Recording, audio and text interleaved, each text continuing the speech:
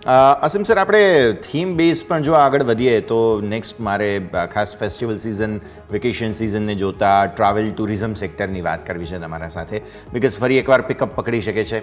Airline કંપનીઓ આ તે બધાનું તો આપણે જોઈ રહ્યા છીએ પરફોર્મન્સ એટલું સારું નથી, પણ એરપોર્ટ હમણાં GMR એરપોર્ટના નંબર્સ જોયા, ટ્રાફિક તો સારો છે, એટલે ઓવરઓલ હજુ પણ ગ્રોથ આવશે તે વાત પાકી.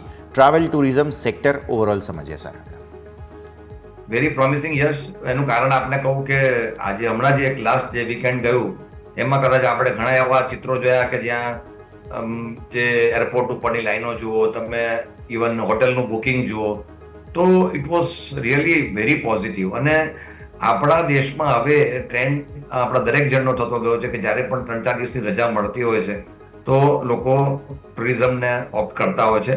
ડોમેસ્ટિક ટુરિઝમ પણ એટલું ધીમે ધીમે આગળ વધી રહ્યું છે. ઇન્ટરનેશનલમાં તો નો ડાઉટ આપણે જોઈ રહ્યા છીએ સારું છે. બટ યસ, મારું ચોક્કસ માનવું છે કે હવે પોતાના અર્નિંગના સર્ટન પોર્શન આપણા બધા જ ઇન્ડિવિજ્યુઅલ હવે ટુરિઝમને આપતા થયા છે. કારણ કે જે રીતના અત્યારની સિચ્યુએશન છે, એક સ્ટ્રેસને રિલીઝ કરવા માટે પણ ફરવા જવાની એક ટ્રેન્ડ છે.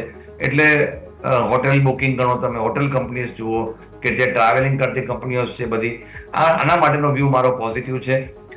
ફરીથી પાછી નેક્સ્ટ વીક આપણને એક લોંગ વીકેન્ડ જોવા મળશે. મંડે જન્માષ્ટમી જેના કારણસર છૂટી પણ છે, એટલે 3-4 દિવસની રજાનો પણ લોકો બેનિફિટ લે છે. પછી દિવાળીનું વેકેશન આવશે, એટલે એબ્સોલ્યુટલી પોઝિટિવ જોઈએ છે. આમાં તો મને કોઈ નેગેટિવ લાગતું નથી કોઈ પણ રીતે. ડેફિનેટલી. સો હજુ પણ તેજીના ચાન્સીસ પૂરા યથાવત છે ટ્રાવેલ ટુરિઝમ સેક્ટર માટે થઈને. ઓવરઓલ આપણે અહીંયાથી વાત કરી.